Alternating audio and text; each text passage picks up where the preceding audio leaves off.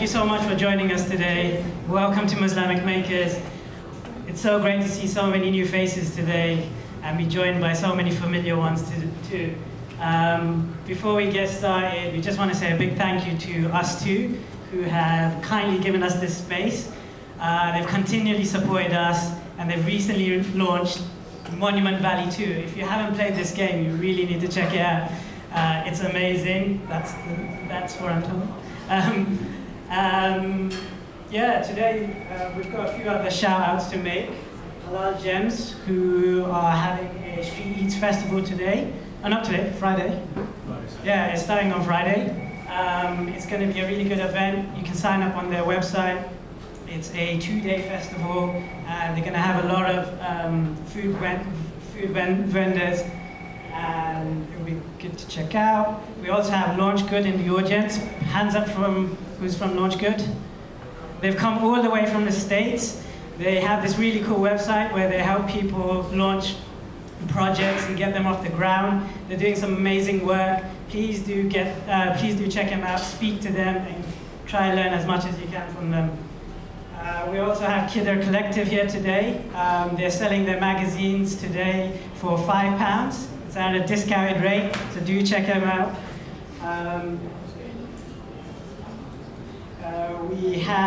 So tonight's event's all about the creative space.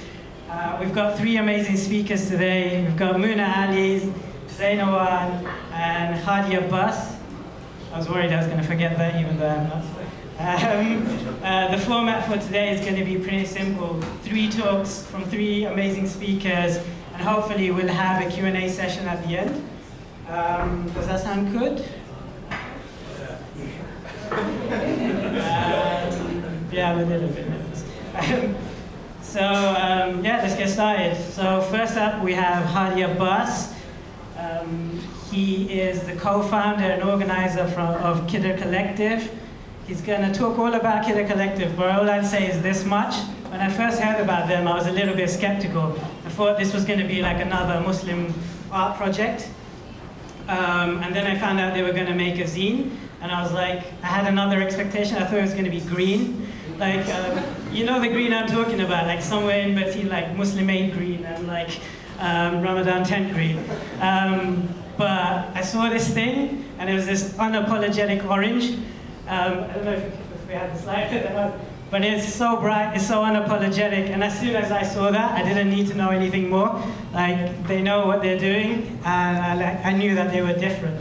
So, if you can give them a big round of applause.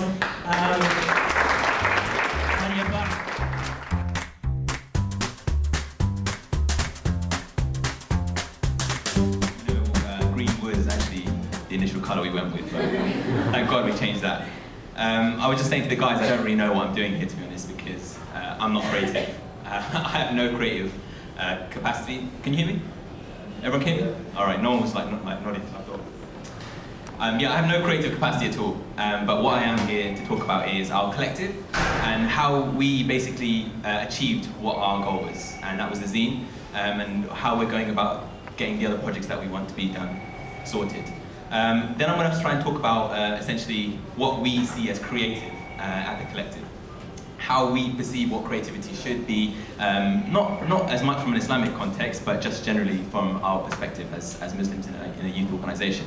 And then lastly, I'm going to try and tell you how it happened, but I don't really remember myself, so I'll do my best.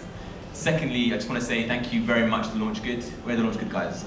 Oh, thank you so much, because through their platform we managed to raise £2,500 that went towards the zine. It really did support the campaign. So first thing is, who are we? Who is the Khidr Collective, and what are we about? Essentially, we're just a group of young British Muslims who got together and decided that we needed to take back control of the narrative that was surrounding us in the media, in general everyday language, in the conversation that we'll be having around homes and schools. We needed to be a part of that. We needed to take command of it and have our say. So we kind of got together. It started off with Mohammed Zain and I. We call ourselves co-founders, even though I really hate that kind of name because I don't really do much. We have Zainab as well, Zainab Faheem, she's here at the back. Part of the editorial team, does magnificent work. So essentially that was the idea. We're just going to get together and try through creative means have this conversation. So that led to essentially the zine. I don't know if you guys have seen it yet, but Zain's got a copy here, so I'll just borrow that for a second. This is the zine, and it led to it being printed in early July, and it took about 4 months. It's full of poetry, graphics, art, illustrations, essays by incredible writers, and it all happened from us, from the grassroots, by just organizing, by meeting, by communicating through good leadership, and it's so far had a really good response. The second part that I really wanted to talk to is what is our vision and how we perceive creativity. Our vision essentially is exactly as Faheem said, to be unapologetic. We are Muslims and we live in the spaces that we do, and we influence the spaces that we live in. We can be an incredibly positive influence on those things, and those stories, those tales that exist within our communities need to be told in an unobjective, unbiased way, and that's where the zine exists. And more broadly, that's where the project, as the collective, is seeking to go, to express those stories through events. We're hopefully looking to organise poetry nights and all that kind of thing soon. How we see creativity is essentially irreverence, being unconventional and being critical to the powers that dictate or subjugate you. I know that sounds really sort of intense and sort of revolutionary, but it isn't as much as if you sort of look at the context of Islam and how we Muslims are perceived today. It's not at all. It's just us doing our job to level the playing field. So in our perspective, creativity can't just be aesthetics. Aesthetics have a part to play, but they can't just be solely aesthetics. It has to be a duality between the cause and the intention of what you're doing and the perception that people have of your kind of your creative endeavors. So I mean that's where we kind of placed ourselves anyway. The last kind of sort of thing that I want to sort of really reflect on is how we got to where we are right now, and the kind of means in which we utilize basically. We started the project as just me and Zain, and it soon became like apparent that you need to have help and support. So I know it may seem you guys may see the zine and you may think how was this done, or like these guys must have had loads of money or good like some sort of backdrop in there, but we didn't. This is the first project that we've done like this. None of us had ever done anything in this capacity. So it was very new for us, and it was a risk. It was a big risk we were taking because it was taking a lot of our time. We were working, and we had to do this like as a part-time thing, as a voluntary thing, and that can be very testing. So what my sort of advice would be in terms of organizing and getting these things done, and I am by no means an expert. Like I said to you at the beginning, I don't know why I'm here, and it feels weird for me that you guys are all listening to me because I barely know how to manage or run my own life. And now suddenly I have all these faces staring at me, trying to find a solution.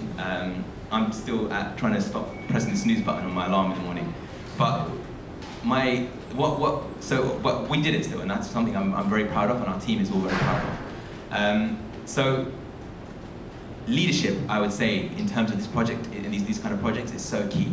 And I don't mean leadership in the sense of having hierarchies. I mean the leadership that's inclusive, that carries the Islamic principles with them. It's inclusive, it's cooperative, you're communicating, and everyone feels that they're playing a part. Often that when we're kind of growing up in school and stuff like that, we can be very competitive with each other. We can try to challenge each other, and that's kind of encouraged in workplaces. But I don't think that's generally too healthy. It's good to a degree to get things done, but not in these capacities. People will see through that. People will see through that in your work, and it doesn't come across good. The second thing I'd say is the teamwork element, and that's everyone cooperating with each other, everyone listening to each other, and having their say, and being able to feel that they can speak in the space that they're in. That's very important, but that has to be balanced with the leadership in the sense that you need a goal and a vision. You need that goal and a vision, and it's important because your end goal won't be reached otherwise. And when too many voices are heard and too many voices are speaking, it's difficult to have a foundational thing. You believe it, this took about 4 months, but we spent a month alone just taking content went in and out, in and out, in and out, and it went like that for about a month. And it came to the point where we were just like, look, we have to go with something, simple as that, and we have to get printed. So, the last thing I'd say is, in terms of those principles, is doing. I'm sure every single one of you is here because you have an idea, a vision, or something that you wanna do or be part of. And the doing part of it sounds really patronizing and almost condescending, but it is exactly all that needs to be done. You need to send that email, make that call, go to that event, network with those people, you know, and build up those relations. It might not happen overnight. It will take time, but those things can materialize. And if you have that goal in your head and you want to see it happen, it's really important. And in our space as Muslims, it's very, very important that we do those things because our voice isn't heard enough. As everyone keeps saying to me, this is the first kind of project that they've seen like this. And why is that essentially? Because we have, like, if you look at the content of the zine, the people that we got contributing, it's so vast. And if you follow us on social media, we're constantly posting about the things that we couldn't include in the zine. So the point is that those as I reiterated earlier on, we have to kind of supplement those creative spaces with the kind of politics that's right in the spaces as well. You know, we need to challenge those narratives that are surrounding us and speak truth to power. That's the main kind of goal of the Khidr Collective, speaking truth to power. So I suppose I'm just going to end on that note. I'm sorry guys, you said 15 minutes, but that felt more like, what, 5? There is not much more to say, like I said. I'm here and I don't know what I'm doing, but I hope you guys did take something from this. Hopefully I can help you more with question and answers. These two lovely people are definitely going to provide you a lot more insight into creativity as a whole, and because they actually are creatives. Zain's glasses say it all. So I'm gonna pass it to Faheem. Yeah? All right, thanks a lot, guys. Thanks for listening anyway. Appreciate it. So next up we have Zain Awan. When I was writing this bio for Zain, the hardest thing was how do you write one for someone who's a moving target? He's doing a lot of things. He's currently an artist in residence for metal. He's the founder of Dervish Creative. His work includes projects concerning matters around the diaspora youth and the British Muslim identity. Best summed up as the guy you already follow on Instagram. He's funny, he's smart, he's paying me to say all of this. Please give him a massive round of applause. Zain.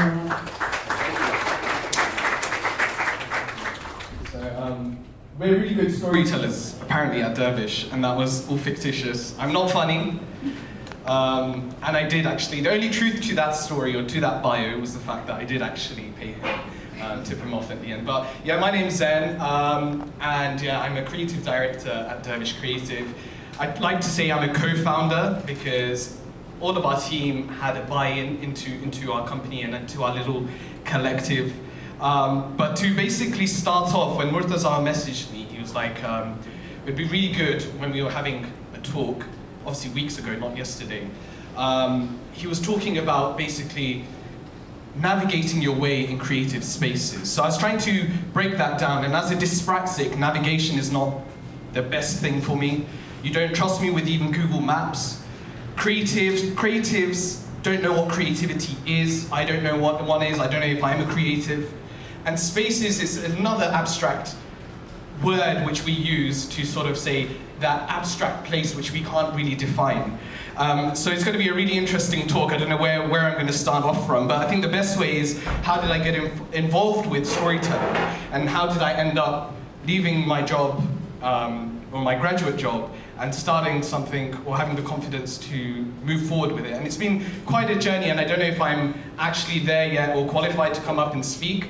But I'm going to give it a shot. So when I first started off, I think the creative element in me, I had to look back, and I think it was in my school nativity. When in primary school, I was casted, and I was one of the wise men, and I later realized that I was the only qualified person in that play because I was brown. And along that journey, I began to realize something. From that very, very small year 6, Mrs. Hutchcraft casting Zain Awan as the wise man, but the fourth wise man, because it was all about the fourth wise man who was late. I realized something very, very quickly. Probably not at year 6, but reflecting back, that everyone in that cast was white, and then coming along into pursuing a passion, which at the time I thought was theatre, but then realizing that I'd actually have to go up and, like, if I wanted to pursue this passion of acting, maybe like one day, like, kiss a girl on screen, and my parents would never have that. As a Muslim, there was going to be a conflict. So that sort of direction I ditched of being an actor, but I got involved in direction. And that was, I think, at the age of 13, 14, I was given the opportunity just out of competition, because Max, who was in my class, had to direct a piece, and I wanted to direct a piece to show who was boss as well. And I went away and I wrote my own script, and I came back and they were like, okay, you've got a bit of a flair to write. So writing then came about in that process of storytelling. And slowly, as the years went on, this passion for theatre sort of translated into literature, and working on campaigns and advocacy was something which was there as well. There was a lot of things which we were experiencing as young Muslims in Sunnyside, Peterborough, Papa Echo 15, Julia Alpha, one of the most deprived areas in Peterborough and Cambridgeshire. So growing up in that field where, number one, we've experienced a lot of discrimination and racism, how did we make sure our voices were being heard? So the campaigns and advocacy started to set up in my life. And I tried to bring those two things together in a variety of other projects, be that through filmmaking, and along the way, started to self-teach myself, if that's even a word, graphic design and photography and somewhat cinematography, and just picking up random pieces from my house and seeing how I could learn. And YouTube was a great skill. And then it got to a point when I walked into a gallery and I looked at some of the spaces at aged 17 and thinking, these pieces have no sort of resonance with the people that surround this space in Peterborough. And there's a place called Chauffeur's Cottage, and I went in and I was like, can I speak to someone who puts up these photos, not knowing you call it a curator? And he was like, yeah, sure. This little brown podgy kid walks in. And I said, how do you get your pieces up here? And he's like, well, you have to like apply for Arts Council funding, you have to be an artist, you have to have a portfolio. And I sort of went away and I was like, I know so many other young people who are doing amazing work in Peterborough. How do we get those young people to come together? And at that stage, we started a project thinking that we would have no funding, no sort of support from the community, no buy-in. But at that age, a group of us just got together and we started something called Beyond Boundaries. And our first exhibition actually happened in that space in Chauffeur's Cottage, where we took over this space. And we had a bit of funding given to us by the YMCA. We didn't do the dance, but it was something which, for me, now I reflect back, that small project, which was called Beyond Boundaries, we worked with some people who literally would not have access to that space. I didn't have access to that space. But to be in a space where we could actually take it over, put up our own pieces over a period of time, and the whole concept behind Beyond Boundaries was to equip young people from marginalized communities, disadvantaged communities, with the creative skills so that they could use creativity as a tool for advocacy. And it got to a point where we were being invited to spaces and places and speaking to people in positions of power, like the police and local authorities, about their experience, about young people's experiences. But I had to sort of disband the group when we began to realize that our cause was being appropriated for things which we didn't stand for.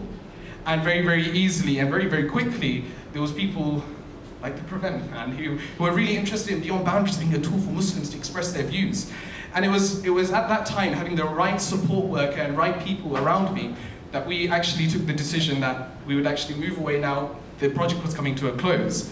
So coming to university, it was a bit of a shock, because during that time I'd also started to develop my own skill set and thought to myself, well, I'm living out in London. London is not as cheap as Peterborough. You can't find a pound burger and chips in central London, especially if you're living in King's Cross. So I need a bit of cash in my pocket, and I'm really crap at retail, so what do? So I put together a portfolio of my work, a portfolio of my sort of experience in sort of campaigns and advocacy, and worked my way up. and managed to work with some really cool NGOs on their creative strategies. And that's when I think the penny dropped, because I was doing a bit of governance at the time, and I realized all these creative agencies have no background experience in actual storytelling, and they don't have no background experience or the due diligence or the creative or cultural sensitivities to engage with some of the narratives which are so crucial to our modern world. And you just need to look at some of the things which the UN is outsourcing to creatives who have no background experience or the relevant training to actually commission and to work on that in a way which is immersive and in a way which is actually legitimate and should be given the right respect to that subject matter. And so during that period, I started basically going to places and saying, actually, I can do that better, and I can also try and help you with some of that content and the messaging to come through. And that's when people were like, so what's your company called? And I was like, yeah, it's me. And I was told very nicely, go away, set up a company, come back. And I done that. Dervish was born out of that. The whole idea was to bring together creatives and academics and thinkers to be in a space whereby we could look at public sector storytelling. We could look at how to make ethical branding.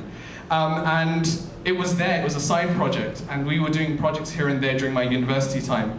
And then I graduated, and then your parents tell you creativity will not make you a living, and you're not going to get a wife if you do creativity. And I went, like, it was a Bollywood film scene, and I went away, and I was heartbroken, and I went traveling, and no, I didn't. But then I came back, and I was working in a really cool tech space. And this is at a time when Dervish was going through our phase of where do we go from now. And we had worked on a really, really cool project for SOAS. We had worked on a really cool project for University of Sussex. And we were at that position whereby, do I now leave a space where I'm comfortable as a CMO, whatever that may mean, and move on to something which I'm more confident in? And about 3 months ago, I made the decision that I would leave my job. I recruited a co-founder to join on board, who's a very close friend who was studying alongside me at SOAS as well. And we both sort of formalized the Dervish structure. And as a result, we've been working on meaningful, I'd hope, meaningful campaigns. And one of the campaigns we're really proud of is the Grand Trunk Project, because it's actually what we are about as storytellers, as digital storytellers, as physical storytellers. Making those two spaces meet is extremely important to us as a company and as a collective. And some of the faces of Dervish are around here. I don't want to point them out because they may not want to be affiliated to me, but there's one behind the camera. But the point being is that along that journey, the biggest thing for me was, we always have that, Hassan Minaj, the whole log kya kehte hain or whatever, kya kahenge.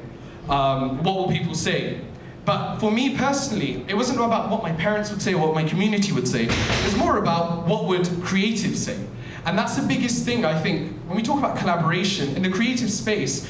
I'm a firm believer that a lot of the times creatives haven't got it right with collaboration, because when you're a minority in a creative space, you want to make sure your minority expression is isolated to you. Yet the Islamic perspective is that we all are given gifts and talents as well to be expressed, and firm believer in what's destined for you and what's cut for you will be given to you. But a lot of the times I've seen a lot of people either break down a lot of other young creatives' confidence in this space, or not provide them exactly the support. And I felt in this amazing community of creatives which I was being exposed to in London, a lot of the times the support wasn't there. And I was undervaluing not only my business idea, my idea as a creative, but I was also somewhat questioning myself. And whilst that's important for self-analysis, I think it's extremely important that we begin to recognize as creatives, we're not the best at supporting each other. Robbie, you're here, you're a seasoned creative there. I'm sure you would testify to this point. And that's something which I always think about. And the second thing which I need to correct as well is, like, a lot of the times I was given this advice by Muslim creatives or Muslim businessmen, very well established, don't do business with Muslim businesses. Like that was the first thing. And whilst I've had my fair share, I can tell you some really nice stories about some really nice businesses who you should all do business with. I won't doubt the fact that the network which you have to capitalize and really believe in that and build up the community is extremely, extremely important. Unless we change that culture is not going to change itself. So even the first opportunity, which was a really major opportunity for us, which allowed me the ability to walk away from my job and to sort of believe in the agency, came through just through a Muslim networking event, if you like, and just listening and hearing each other out and hearing each other's vision and giving someone the chance. But being very conscious of everything as well, because it sort of goes full circle right now. Where Chauffeur's Cottage was in Peterborough, I literally, as soon as Dervish was setting up, I'd also put in an application to become an artist in residence. Because I'd come back to Peterborough and I started volunteering at a supper club. If you like, every Thursday, a group of Pakistani men would congregate in a place called Allama Iqbal Center. It's just like a sitcom. I should start writing this out. A group of these uncles come together, basically. Just imagine these uncles, when you go to the mosque, they're the ones there. When Salin Rodeo, the curry's being put down, they're the first ones down. But these uncles know how to cook. So I went for the free food. I had this free food, I was there. And then I began to realize the conversations I was having with them were really, really concerning. And you could tell there was multiple and quite complex mental health issues at play. And a lot of the things which they were saying is, and one of the things which really sort of honed in on me, and this is nothing to do with me, it's about their stories, is that we're becoming invisible in the spaces. We've sacrificed so much, we've gone through so much, and now we're at the end of our lives, no one's there to listen. So this like sort of thing came up in my mind, like the light bulb moment, or the roti dropped into the silent at that point. And I realized then that actually for me personally, what actually matters in my creative journey and to make sure that I stay true to myself and not get lost in the finance and sort of the sort of entrepreneurial burnout of this, was that I had a project on the side which I could continue to plow my passion into. And that's when the residency started, and I'm exploring their stories, hopefully with other creatives. Now we're in the R&D phase. I don't even know what R&D means, research and development. I found that out recently. But I'm in the R&D phase, according to the Arts Council, of that project, and I'm collating their stories. And the interesting things, like, there's so much symbology in our cultures. And as a South Asian Muslim, I think it's really important, on a side note, that we do celebrate our own heritage before, because I think that there's a big gap in that. So that's one of the reasons I did want to go ahead with this project. So there's so much symbology, so much imagery, so much richness from the poetry which they listen to about Saif al-Muluk, all the way to the fact that our uncles wear shalwar kameez in Peterborough, but when they go back home they're wearing their finest suit, which also comes out on the wedding every day when you roll out the basically long white roll and have Coca-Cola inside the sports hall. But their stories and imageries, and they're going to fade out with them. So essentially, what I've tried to do in somewhat of a, I've tried to exaggerate quite a bit here, but I've tried to create, hopefully, create some sort of living out of a creative output, and to look at that as a medium, but also something which along the line hopefully will allow me to pour myself out as a creative as well, will be the artist in residency. Now, for me, it's a massive journey, it's a massive thing. Maybe in 6 months' time or tomorrow, I'll burn out and decide actually full-time work is for me and I'll go back into my day job. But the process itself, at times, can be very lonely. It can be extremely daunting. But I think the rewarding part is when we had just recently, the project we worked on was called the Grand Trunk Project, bringing Hindu, Muslim, and Sikh communities together. When I saw, after 4 or 5 months of work of bringing an exhibition together, of a photography exhibition, video work, and like seeing like a theatre production, which we all brought together as Dervish, seeing that come together and 200 people witnessing that from those communities, and then the 11 different events across the city, across the UK, that's what, when you begin to realize, actually, this is why creativity actually has worth within our society, and that creativity can have meaning. And I think Khidr, obviously, Hadi, I was going to call you your brother, but he hit it on the head when he said that creativity obviously has to have meaning, it has to speak truth to power. And I think the challenge is, when you're not part of a collective, how do you as an individual do that? And I don't really necessarily have the answer to that. But finally, I take this opportunity to thank Muslamic Makers for somewhat giving me an opportunity to babble on in front of all of you. And hopefully in the question and answer, you can like dissect, destroy, or hopefully add some critique to the discussion. Salam.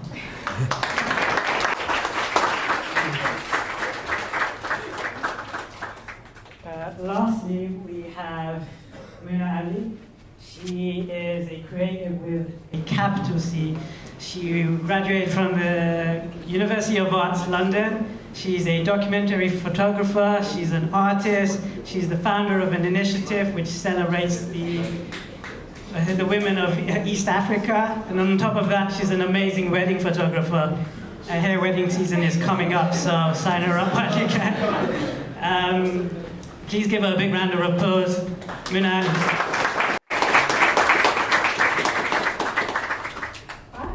So I wanted to be last in the hope that I would get loads of time to breathe and like really take this in, that I'm going to stand in front of humans and speak about myself. But if you can't hear me, please let me know. So let me just introduce myself. I'm Muna. I'm a graduate in design. I always make a point of that. I graduated in design, but I'm a photographer. I work full-time as a photographer. And I'm going to take you through the journey that I've had as a creative Muslim woman, raised in a very conservative Muslim family. The boundaries that I've had to go across, which I'm sure a lot of the sisters here will resonate with, and just how far in the journey that I've come so far. And I say that because I'm still within the journey, I'm still trying to fight my way through it, and I say fight because I really feel like it is a fight. It's like a constant battle with people's opinions, with things that are being thrown at you. So yeah, these are my images in the background. They were all taken on the island of Zanzibar, which is half of where I'm from, and a lot of people don't know where that is, but it's an island off the coast of East Africa. So you can imagine that, like, I'm a mixed race, so I have two cultures, and I've always struggled with identity and culture, and I felt that there was always a need for me to express myself through my artwork, and to dive into who I am as a person, not only as someone who's Arab, African, but also a Muslim, a woman, and living in a Western society. So all these 5 things are constantly battling at me, pulling me from side to side, and I found that art and creativity was a way of which I found myself through, and I think I still haven't found myself, but I'm on the journey too. So, my topic is how photography has allowed me to start making a change in the world, how I have managed to socially impact people through photography and through creativity in general. I'm really terrible at holding a microphone, so please forgive me. So basically, how I started, I've always been the outlier in my family. I've always been the one who does crazy things with paper and pens and pencils. I used to make my own Mother's Day cards and gifts and spend all night trying. I actually used to put bed sheets underneath my door so that the light doesn't flood through into the corridor, to make sure that I can finish on time my Mother's Day gift. So my days of arts and crafts have started from a very young age, and that kind of developed as I went along. I did arts in university, so I studied surface design, which is textiles design, and then I graduated, and I was lost. I didn't know what to do. I just had no sense of direction. I felt like I was not ready to graduate. So I had to find something to keep me afloat, and I started photographing. One of my passions has always been working with non-profits, charities and NGOs, so I've always been a volunteer, and that's how I kind of found my way through it. I started volunteering with Human Appeal International, just photographing their events and just generally kind of like going into that sector and really seeing how people were actively making an impact and making a change through the passion that they had without necessarily having to do much. And then fast forward a few years later, I decided to embark on a journey back to Zanzibar after not having been back for 6 years. And that was, it was a very important journey that I had made, because I had gone through 3 internships with 3 different companies, and it just didn't feel right for me. I felt like I couldn't be constrained in a space, because I felt like there was so much that was out there that I wanted to see before I could settle down and be in one place. So I embarked on a journey to Zanzibar after having photographed a wedding in Oman. So my first client flew me out to Oman to go and photograph, and I said to my parents, that's it, I'm using a bit of more money and I'm going to go to Zanzibar and I'm going to spend 2 months there. And they were like, what? I'm like, yeah, well, I don't have a job here, so, bye. So they thankfully allowed me to go because I lived with family. And that was basically the life-changing journey that I had in my life. And many of these pictures were taken that's 3 years ago when I first went, and I volunteered with a charity called Al Ansari Foundation. And I just basically messaged them and I said, hey, I'm in Zanzibar, I want to join your projects. And we didn't have any formal introduction. I didn't know who they were or who run it. I just knew that I wanted to spend my time doing something that was useful. And I had a camera in my hand, and I just thought, you know what, this is what I love doing, so this is what I'm going to do. So I started going out with Al Ansari Foundation to the different projects that they do. So they take care of orphans, they do water wells, they do so many things that actually have an immediate impact on people in the communities. And what I was doing was documenting those projects. So the idea was to build up an archive so we can present it all on a very beautifully visual website, which still hasn't happened, but we're getting there. But the pictures are there. And I started sharing these images, and whilst I was there, an amazing thing happened. We got contacted by one of the biggest fashion houses, Muslim fashion houses in the UK, and they said that they wanted Al Ansari Foundation to be an official charity affiliate to them. And so they donated a significant amount, and it was just because they saw images from my profile. And I thought to myself, oh my God, like, I can actually change the world with pictures. And my eyes kind of lit up, and I said, okay, let's do this, And I saw a positive impact on how much the more I shared, the more I told people, this is what's happening, this is the communities, these are the women, these are the children, and this is what you can do. The more that we saw a rise in donations, and alhamdulillah, they returned back and said to me, Muna, we've never had as much donations in Ramadan as we did this year, and it really was because people could see what was happening on the ground. So that really inspired me. I came back home feeling enlightened. I was like, yes, I found my life's calling. And I wanted to do it all over again. I was like to my mum, why am I here? Like, I don't need to be here, bye. The only thing is, I've still found it quite difficult to find a way to earn a living whilst also doing my charity work, because it's all entirely voluntary based. But I believe that I will get there somehow, because there are photographers that work in the charity sector and they get paid to do so.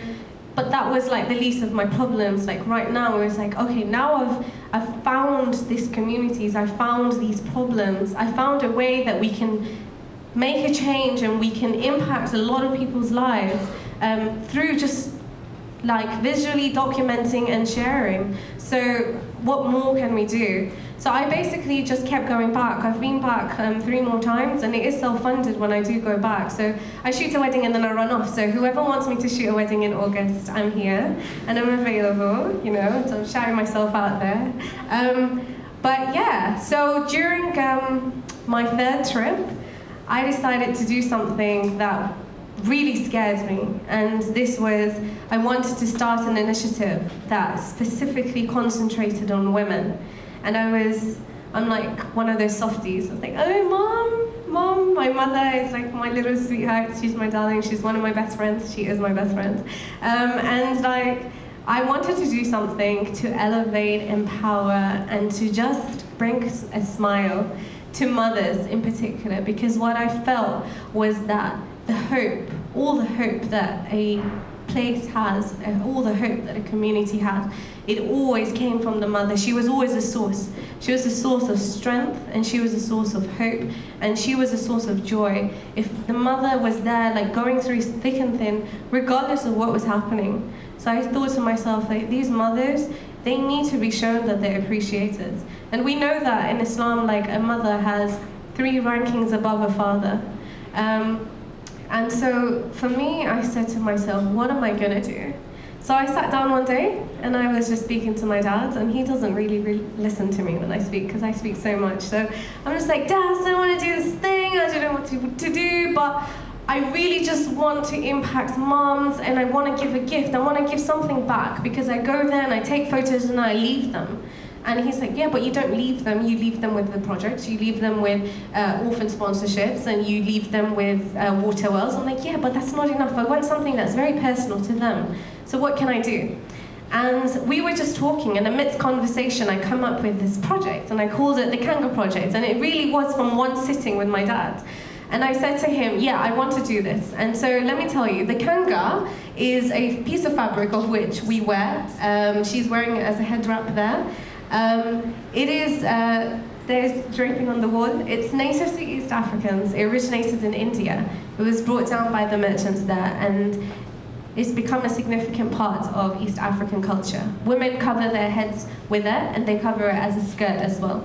So the Kanga is very significant because a lot of women in the countryside obviously cannot afford to buy clothes on a daily basis as we do, and we take that for granted. It's like, oh my God, cute top, buying that. Like, they can't do that because there are other priorities in their lives, and they do prioritize things. And I think it really, like, going through this journey has really changed my own perspectives about a lot of things. But most importantly is like looking at these mothers and thinking, how important is clothing to them? It's not that important, because every time I looked back at the images that I took, it was, you would see that these mothers are wearing extremely clean clothes.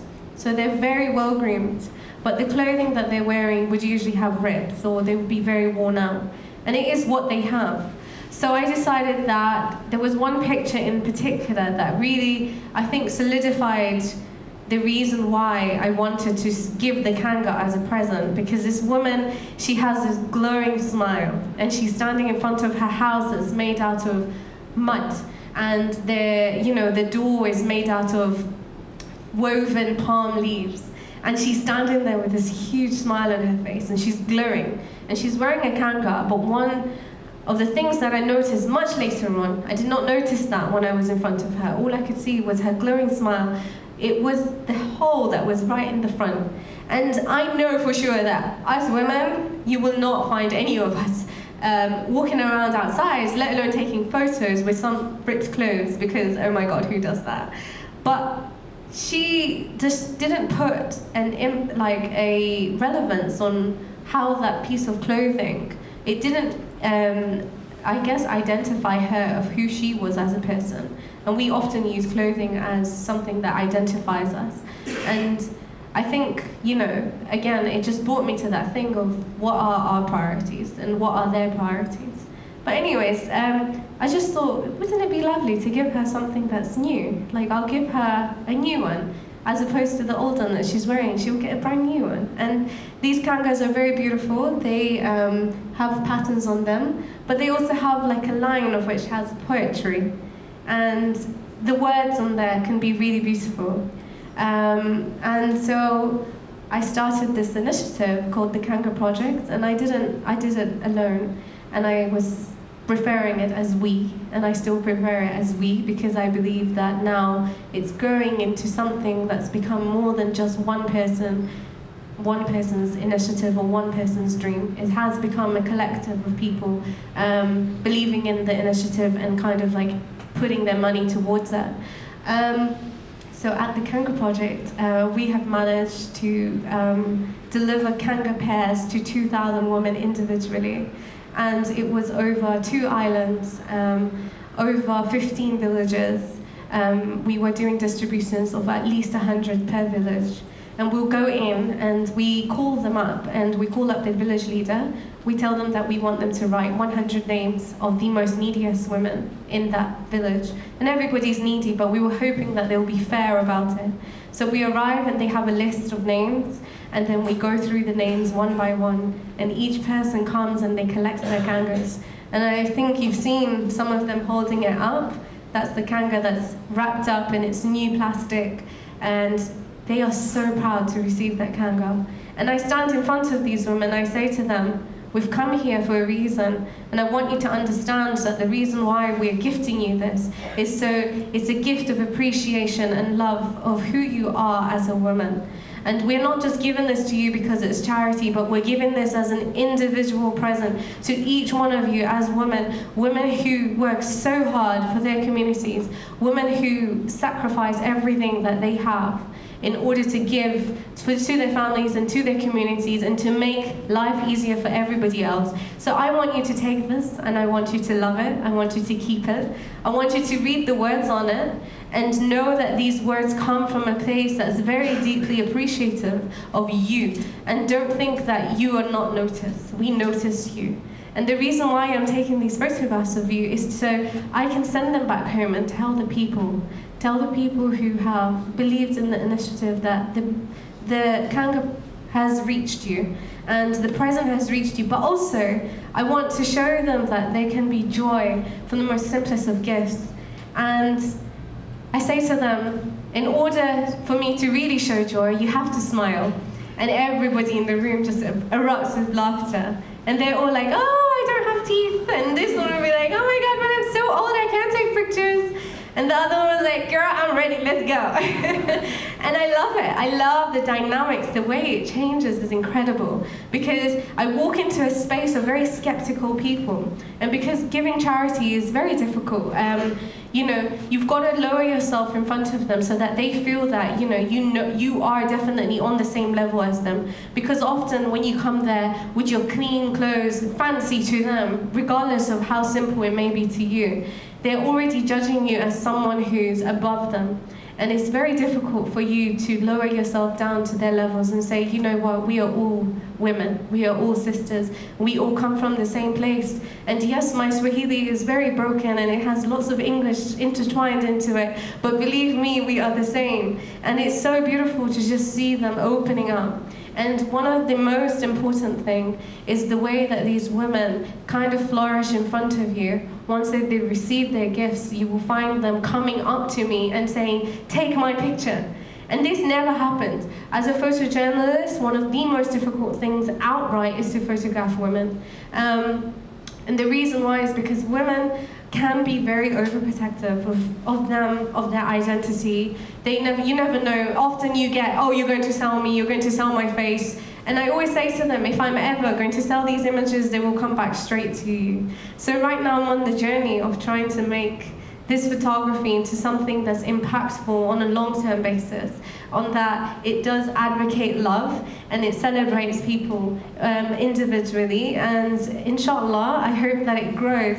So inshallah, the next phase now, we are planning to collaborate with Al Ansari Foundation. We're going to train some women, and we've trained 4 women. We're going to continue training women to sew, to do tailoring. And these women are going to start creating uniforms for children, because many children, don't know if you saw in some of the images, they are, they have very battered old uniforms, and it can be expensive, especially for a family with growing children. A lot of them have many children, so it's costs. So we're going to ease the burden of some families by giving free uniform to some children, and the mothers will be creating these uniforms on a commission base. And inshallah, we're going to keep that going. So if you are interested, which I'm hoping all of you will be, to sponsor a child, we've calculated costs will be around £10 per child. And you believe that, that's going to make an impact on more than one person, because it's going to give a mother a job, education to her as well, which she can pass on. And a child will get a brand new uniform, which then they can wear for the rest of the year. So inshallah, that's the journey that we're going through right now. And yeah, it's not all, perky roses. It's not all amazing women, strong, independent black women going out there in the world. There are so many times that I've just stopped and I said, why am I doing this? It's so difficult. It's so hard not having stability. It's so hard not knowing what's next. It's difficult to just keep going on a journey that nobody has told you how to do. You just have to do it because that's what your soul believes in. So if there's anything I'm going to leave you with, is follow your heart. Follow what your soul is inclined towards. If you're inclined towards making a change and a difference, do it. Even if it's in the slightest bit of way, making a difference to one person's life is life-changing. And that is it. And hopefully you can ask me questions at the end, and thank you so much for listening.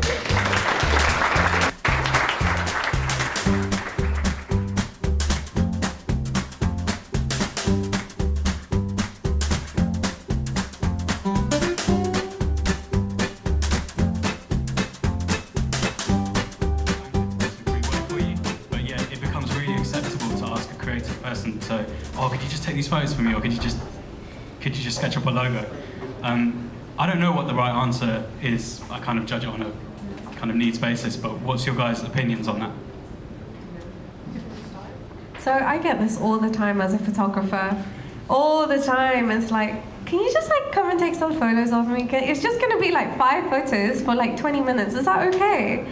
And usually I nod my head and I'm like, okay, that's fine. But I've been doing it less. And alhamdulillah, like I feel like it takes a lot of guts to say no, especially if you know the person, or you just, you don't want to appear as a horrible person. But then I go home and I'm like to my mom, like, nobody goes to the shop and takes free things. Why do they come and take mine? So it's like, it's a really huge push and pull thing. And to be honest with you, I still don't know how to say no. I don't, because I've done free work not too long ago.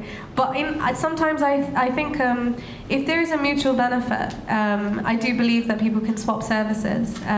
So, I'll take your photos and, in return we'll do something from what you do. I think that's also fair. But photographers eat too. We need to like buy food, and we can't buy it with free pictures. Yeah, I think I've been in many situations. The classic one is take it for free and we'll promote you. Like, we'll promote you. And I had a very horrible situation whereby I think I was cutting myself too thin. And one thing which one good friend told me, if you don't value your own art and you don't value your own work, then nobody else will. And I'll give you a conversation which I had only last week. A channel approached me to come down, and I live in Peterborough, so I travel between London and Peterborough, but they wanted me to come on a weekend. The first thing they said, brother, we don't have a featuring fee, and we can only cover X of the transport. If you're putting together a production of this big and you're bringing all these people together, and you're running a channel and you expect some sort of creative input, and you're not valuing my creative time, not even my time, but my expenses, then I don't think we can work together. And the biggest thing which I've learned to do, and this is something which is my greatest advice, like if I could give it, I'm sure you've heard it a lot of the times, but learn how to say no. And every Muslim charity or organization or Muslim business also has a budget, so always ask the first question, what is the budget and how can we work around it? And not in a horrible way, but like how can we work around the budget? And I think that's the conversation which normally should guide the creative question. I'm just speaking from a more of a business perspective. Yeah, it's a really good question, and as obviously having a magazine, we could have been liable for that as well, because we were sourcing contributions from people outside. We were getting people to help, or even us ourselves. And one of the core things that we decided early on in the project was we have to focus on sustainability, because there's no point in being a one-hit wonder and making the scene happen and then just dropping it because we can't afford it anymore. There's no point putting our time in it. Because we focused all our efforts on that, all of our budgeting, everything was done around the fact that anyone who puts input into the zine is going to get something out of it. It might be minimum, and it won't be what Goldman Sachs will pay you, but it will be something, and it will be valued. So we decided early on that anyone who gives any kind of gives a piece to the zine, whether it's art, artistry, poetry, whatever, we will pay them £50 to £100 depending on what our budget was. And alhamdulillah, we managed to stay to that. And also for our events, we regularly ask poets to come and perform at our events, or panel speakers, and we will do the same. And that's why we charge, and that's the reality. Often it's a kind of quid pro quo thing where we don't often want to go to events that are charging, but for us personally, what it is, we're not charging to put money in our pockets, we're doing it to be sustainable, so that even the artists who are entertaining or giving their advice and information, they get to take something away, you know, they've got bills to pay at the end of the day. So it's something that we as an organisation are really concerned about, and what we're trying to kind of get towards the point where we can start giving people a really good sustainable income from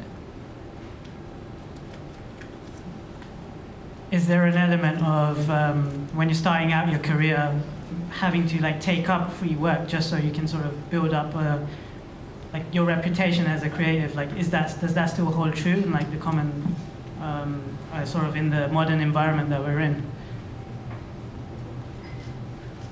Oh yeah. No, I think definitely looking at where I built my portfolio of, even if it's just simple things like designing posters, like for local charities and mosques and things like that. That's where it first started off. There is an element to that, but we have to change that culture because that is something which a lot of the time drives creatives out of the community into spaces. And just echoing what Hadi has said as well, but there's another thing I think specifically with Muslim creatives, when we enter spaces or creative spaces, I see this a lot, and especially in creative management, ethnic minorities or young people from marginalized communities who enter those spaces will not be remunerated for their time and space because they're given a shot, you know? And that's something which we're trying to also correct. So even the creatives we work with, and sometimes there'll be an exhibition which we'll go forward, we'll make sure that either they go and negotiate or we negotiate on their behalf as an agency. Because it's really, really important that any hours you put in, that creative energy which you get, I mean, there's more creatives in this room, the energy which you take home, the drain as well, after, I'm sure you can agree. But yeah, I think it's important that you do find a balance. And if you are passionate about a cause, go and see how you can help out with that cause, because then you'll treat it less as a job, more as a passion. And that's how I think the pro bono world works. But unfortunately, there's an imbalance, because you get pro bono consulting in from legal advice, and that's only like one in like, I'd say 1/5, like if you were to look at it. But creatives, it's like 2/3. For many young creatives who are coming into the field, it's 2/3 of your work is normally free. And that's not right, and that's why we tend to walk into different fields. Absolutely. Any questions? Yeah. All right. Assalamu alaikum. It was so nice to hear 3 creative expressions from Muslims and as Muslim artists that connect with so many values that were expressed, values of inclusivity, values of expanding critical thinking, of knowledge, debate, and reducing judgment. And ultimately, no matter what sect, what you're from, only Allah can judge, and art can reduce that from us. Now, what I was going to ask is 3 things. They all tie in the same thing. As all these spaces, as individuals, as collectives, as enterprise, are being created outside of the mainstream, maybe Muslim, or traditionally speaking, Muslim spaces. For example, mosques and masjids. So, I want to ask, why do you think creative expression, engagement, and encouragement is not valued in the majority of mosques? Should it be valued in the majority of mosques? And what can we do as creatives to impact on that? I think perhaps maybe one of the reasons why creatives are not so included in spaces like masjids is perhaps they don't know what we have to give.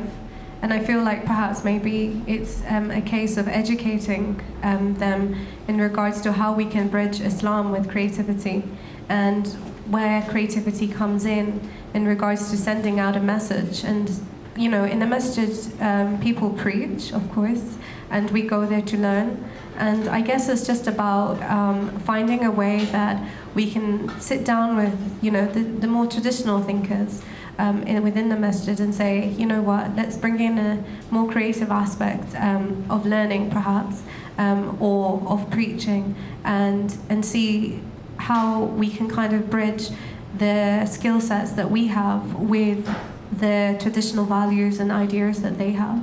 So it definitely, I think it's just a case of ignorance, perhaps, on both our parts as creatives and as the more traditional runners. Yeah, it's another really, really good question.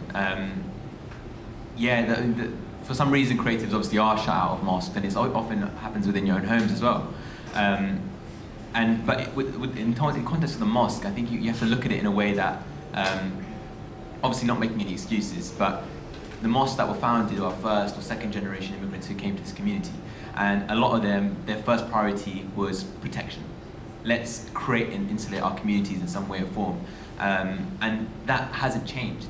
That hasn't really kind of adapted or evolved as time has gone on. And us, as a new generation of kind of Muslims in this country, have evolved. And we've had to kind of define our own kind of path and avenue in this country. And it's through creative that you can influence that. It's not gonna happen overnight, obviously. I mean, we're trying our best to be in communication with some mosques right now, just to say, look, let's start doing workshops and building this together. And say, because the funny thing is, even it's not just the Muslims, it's the West as well. They don't see Islam as creative.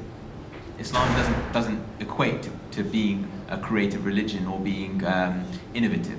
When it is, that's exactly what Islam is. It's innovative. It's absolutely innovative because it encompasses the idea of social justice. The thing is with Islam is that you can come up with principles in terms of ideology that are so creative.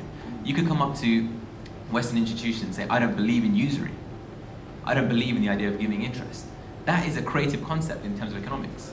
You could just apply it, and you could apply that across the board in terms of art, in terms of design, in any way, shape, or form. So it's about us being able to express that and make it look important, make it feel important, and encouraging everyone to be involved in it, and then using that to influence the mosque in a positive way, because they're just reflecting on their own past and their own histories, I suppose.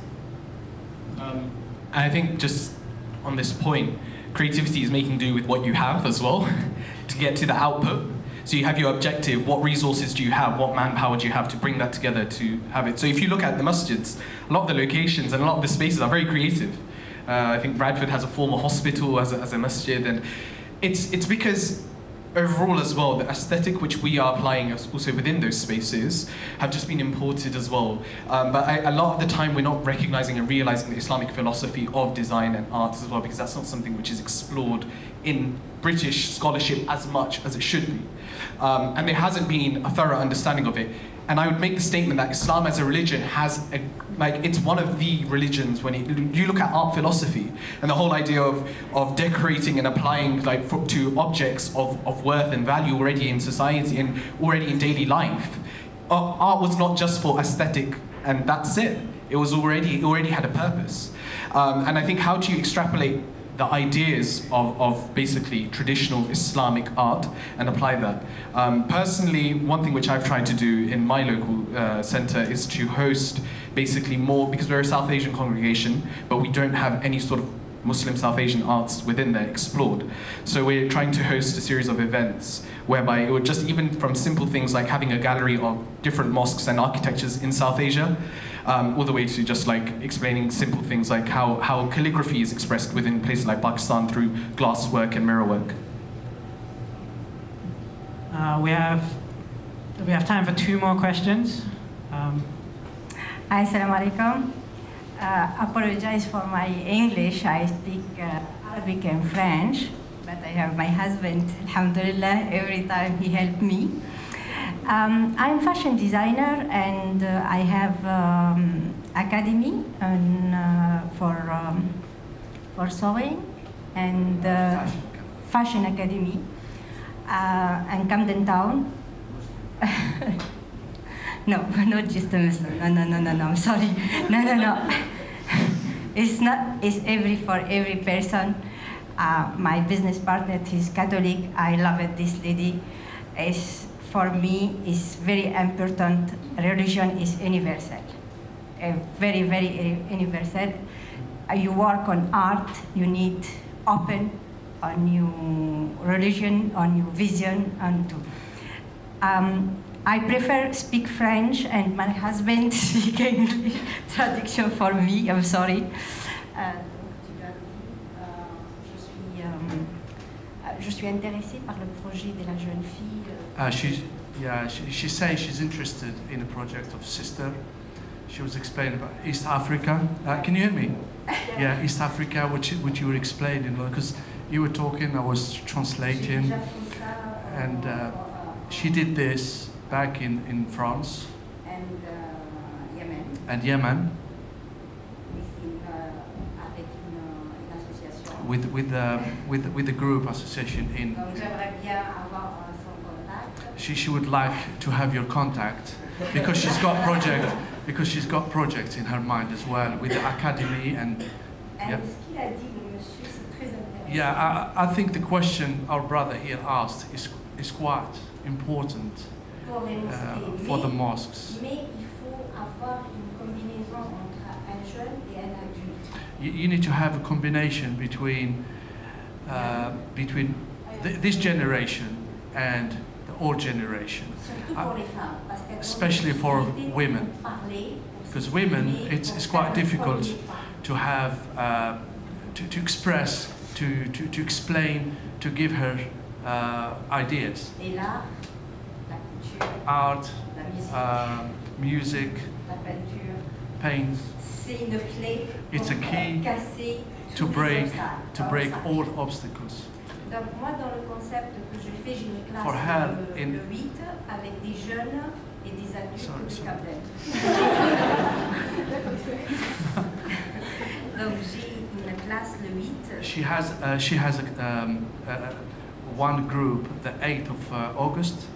Des young with adults. Young and adult combination. I'm sorry, I'm going to have to cut a bit. Like, is there a question? Donc est-ce que The question is, dit le monsieur, et est-ce que vous faites vous le concept? do you do the concept?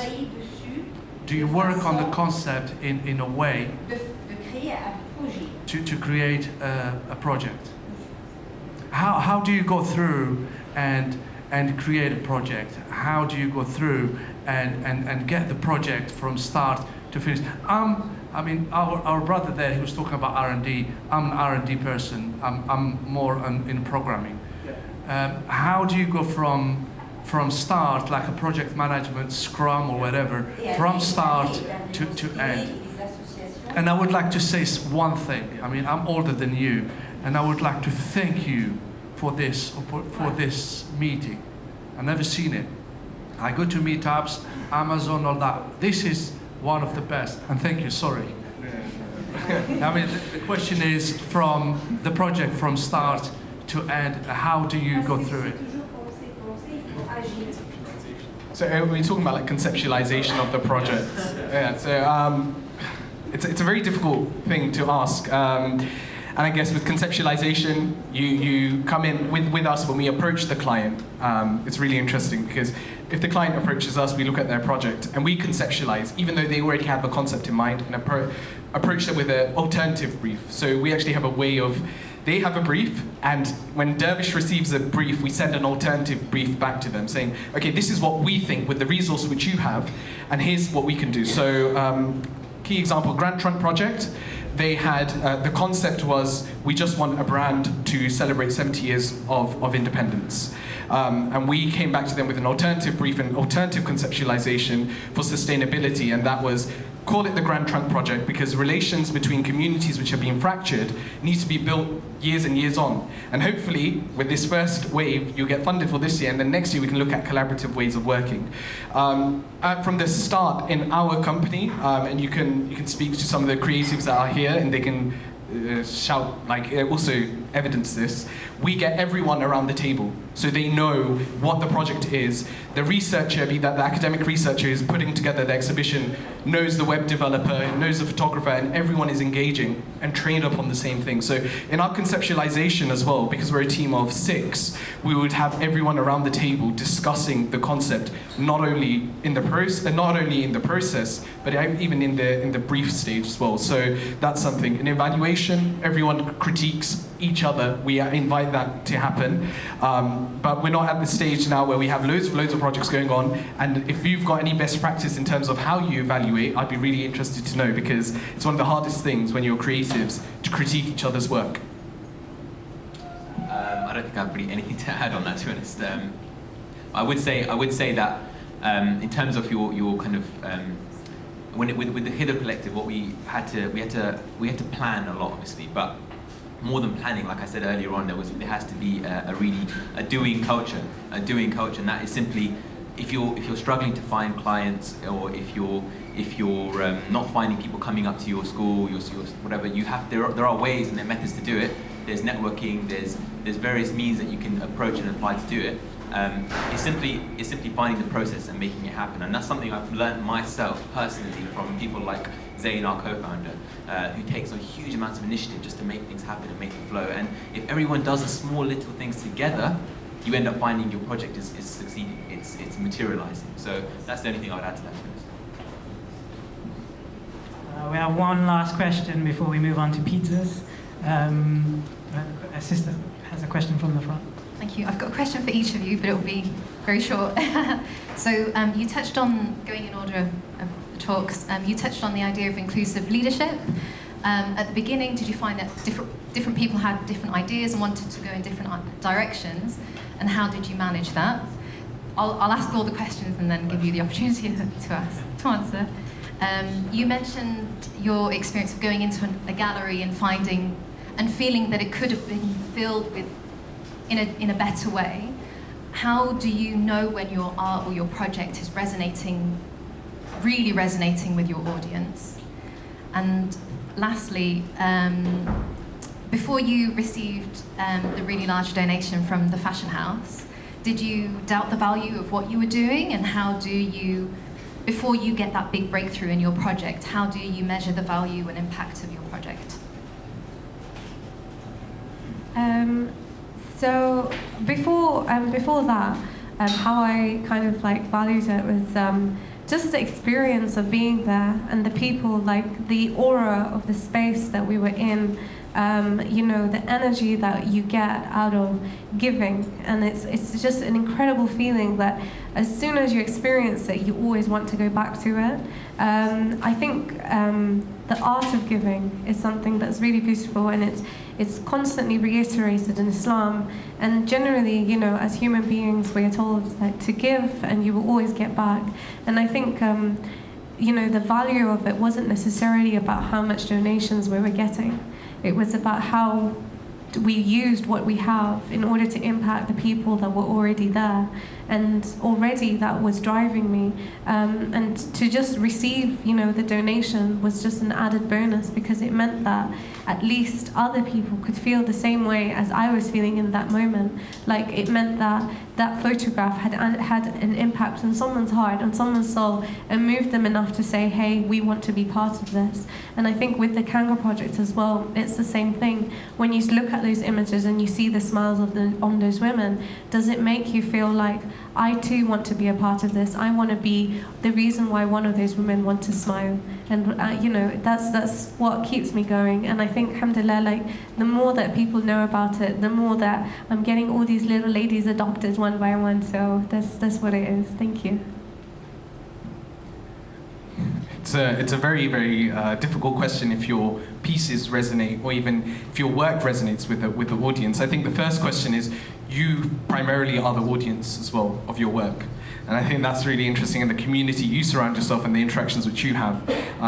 One of the things I say is, like, your world is made up of the people you meet on a daily basis, of the families you meet, of the people you interact with. And whenever I walk into a space, it's very, very rare that you'll see representation from our communities, but more importantly, a nuanced, a sophisticated unpacking of our identities in those spaces. And that's what happened when I went back into Peterborough after graduating and settling back in Peterborough and walking into that same gallery space. And I'll tell you, like, I walked in, and in the gallery sort of development, you had bricklaying as an art form. And I was so baffled, like, okay, fair enough, like the mining, blah, blah, blah, but this is why your space is not inviting people who actually surround it. And it's interesting because the demographic of that area was quite densely migrant communities, including my family. And if we're not represented in those spaces which are publicly funded, and we don't have our voices heard, and something needs to happen. So I went in and I went, can I see your artists as well? And like, this is when the conversation started. And having that conversation and realizing actually they're thirsty to hear, they're thirsty for basically people of color to come into their spaces, and more importantly, Muslim narratives to be explored. But I didn't want my project to be something which was just going to be a tick box. So the thing is the R&D phase is taking place in the gallery, and importantly for me is taking the pieces and the installation, whatever that may look like, be that like a whole immersive reality or whatever, it will be then put into the central ward of Peterborough and into public spaces basically where our community lives. Because first and foremost, these stories are for our own communities, and before we go out and share them, it's important that our communities, or my community, engages with the narratives which I'm trying to share. What's the point of I see it all the time, creatives taking a story, sharing it into a gallery space or like out there, and it's nice, we have a white audience turn up, and that's it. And there's many theatre productions or exhibitions I've seen which have done that.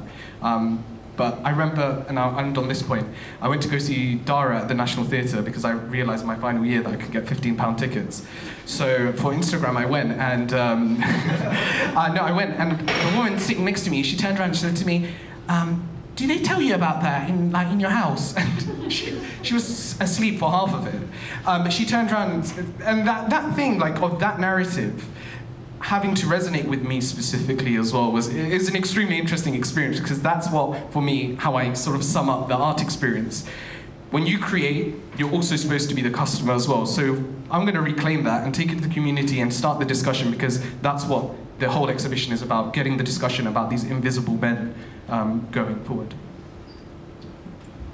Just remind me once again about... yeah, okay, so there is no easy answer to this, definitely. Like, it depends on the context of your project and what you're doing. But so in terms of the Khidr Collective, it was having differences of opinion isn't a bad thing in your organisation. It's a good thing, and you should welcome those and listen to those. Having said that, you have a core statement, you have a core mission and an idea, an identity which you need to stay close to. Because if you go off that, you really lose direction about who you are and what you're doing and what's the purpose of it. That happens throughout your project. While you're working on it, you're thinking, why am I doing this? Who actually cares? Is anyone going to read it? Is anyone going to bother like being engaged in this thing? But if you believe in those core ideas, then it's really not that hard to be a good leader and spread that to the rest of the team. Because if you believe in it wholeheartedly, they will as well. And I'm not trying to say that in terms of there being a hierarchy. There is none of that in the Khidr Collective. I'm proud to say everyone has a really good, solid influence, and we're lucky that we had a team who were so close-knit in terms of the idea. We didn't really know each other. All of us, we kind of put a shout-out on Facebook on, Zain runs another organisation called Decolonizing Our Mind, put a shout-out on there, and people started coming to us with their ideas. And we did create that kind of inclusivity. But we're, like, I'm sitting here with you right now, and I'm talking like everything's cushy. There is stuff messing up right now as I speak to you. Someone is receiving 2 zines when they should be having like 5, or something's going on like that. But that's fine. You're going to make those mistakes. It's cool. Don't worry. It's going to happen. Just grow from it and learn from it. And there's no point in having disagreements about it or getting worked up about those things, like the nitty-gritty kind of things. As long as you have your kind of idea, your identity, who you are and what you're trying to achieve. Those are the main things that you've got to do. And you will have conflict in your organisation. Not conflict, but sort of antagonisms and disagreements, which is, like I said, good. It's how you manage it, and losing the ego as a leader. You know what I mean? Like being like, dropping the kind of, I'm in charge, I'm going to do it. You know what I mean? I'm going to do this, we're going to make this happen. It's about sitting around the table and just talking things through until you work something out, you figure it out. But yeah, I suppose that's how we kind of try and manage things like that with ourselves. I think that's all we have time for in terms of speaker time. We're gonna please stick around for pizza and networking. I want you to all give our 3 speakers an amazing round of applause. Just want to say again, Khidr Collective are selling their zine at £5 today. Get them while you can. First issue, get them signed too. Thank you so much for coming. All of this stuff doesn't happen without everyone in the room. So please join our Slack group. Please join our newsletter. Our website is muslamicmakers.com. We run events every month. See you at the next one.